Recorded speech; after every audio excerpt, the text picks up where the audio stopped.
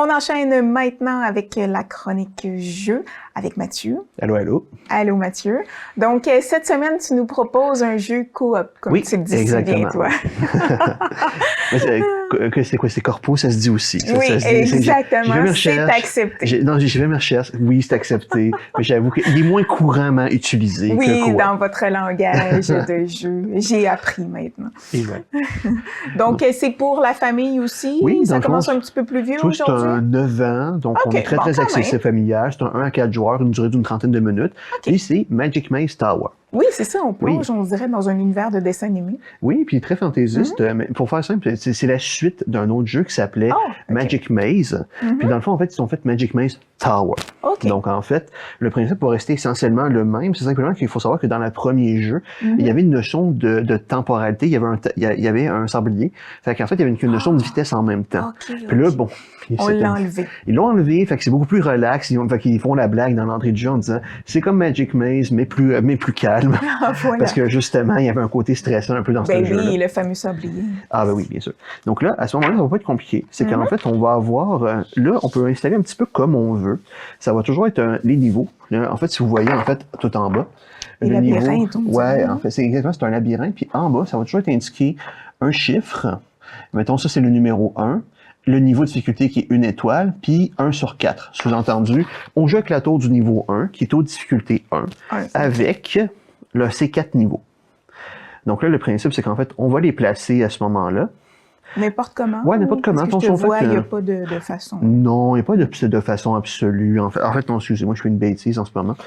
C'est au prochain niveau qu'on va faire ça. Je m'explique. Quand vous commencez toujours avec un niveau. Parce que je vais m'expliquer pourquoi je me suis trompé. Tout au milieu. Oui, tout au milieu, en fait. Et là, vous allez disposer les personnages qu'on a de besoin. Là, officiellement, nous en avons 5. On va en avoir 5 personnages. Et là, grosso modo, ben là, très rapidement, on va placer le petit pépisse, il va là, le magicien, il va là, l'archer va là, et lui, il va là. Tu arrives à voir dans tes jetons, toi? Exactement. Écoute, ils ont des petits symboles. Puis qui veut dire que c'est un magicien, OK. Et voilà. Et là, j'ai le petit te trouvais bon, le magicien. Ouais, j'aurais dû garder le subterfuge. Donc là, à ce moment-là, ça, on va le tasser, parce qu'en fait, on n'en a pas de besoin pour se tasser. Mais peut-être nous utile plus tard. Là, le principe, comment on collabore dans ce jeu-là, c'est qu'on va donner un jeton de direction à chaque joueur. Et là, techniquement, vous voyez qu'en fait, avec la flèche du haut, ça donne toujours une direction différente. Je sais pas si on le voit correctement. Oui, on le voit bien. Parfait. Puis là, vous avez le petit dernier, j'ai pas le temps, parce que j'ai juste 2 mains. C'est comme ça. Fait que là, le truc, ce que vous faites, c'est que vous en donnez un dans la même direction à chaque joueur. Fait que là, mettons, je vais faire comme face à la caméra. Fait que là, en fait, imagine que tu as un joueur tout autour de la table. Et là, en fait, moi, je peux juste aller dans cette direction-là.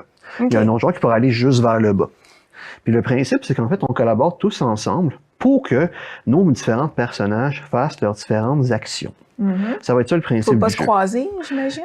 En fait, oui, mais il va y avoir des petites contraintes à respecter. Comme par exemple, en fait, quand on déplace un personnage, moi, je peux se déplacer vers le haut. Fait que là, actuellement, le seul que je peux déplacer vers le haut, c'est lui. Et là, il faut qu'il y ait une autre contrainte. Les joueurs ne peuvent pas, en fait, dépendamment du niveau de difficulté que vous vous imposez, on ne peut pas se parler. Mon Dieu, ça sera pas facile pour... Tu vois, c'est vrai que le Magic Maze précédent, c'était le même cas. Et en plus, il y avait le temps. Puis tu avais une espèce de token de comme, tiens, fais quelque chose.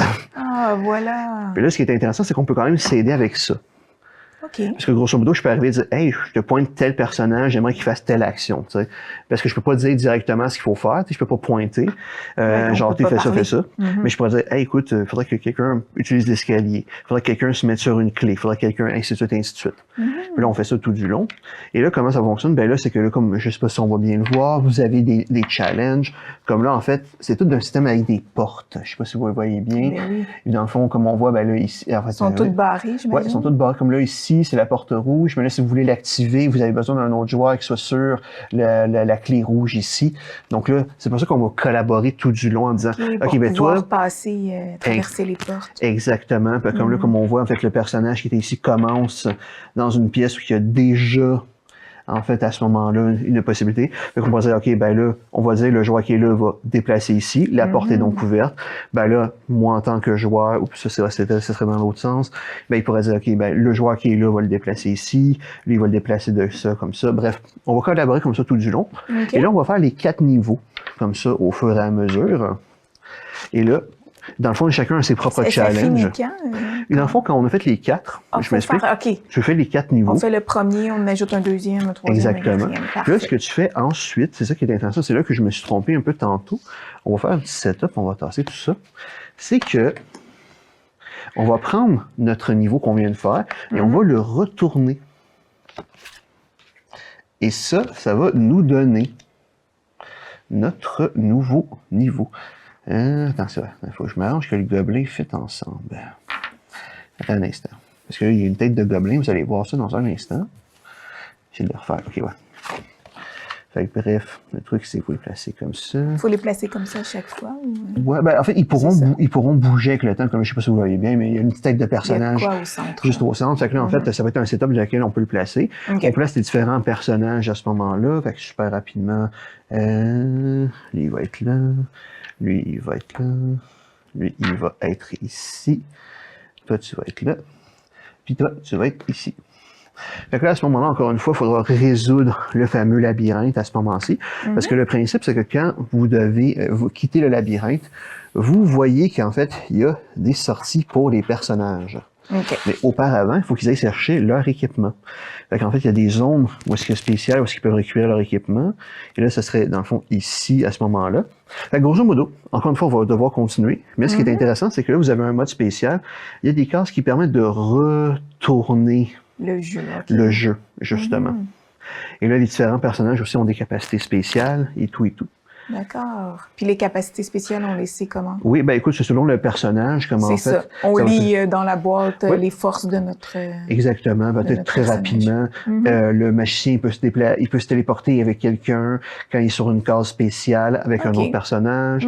L'elfe, il est capable de passer par-dessus un autre parce qu'habituellement, les personnages ne peuvent pas passer par-dessus l'un l'autre. Il y a juste l'elfe qui peut le faire. Exactement. Il va y avoir le barbare qui est capable de, quand il y a des pièges, il peut lancer un autre joueur par-dessus un piège.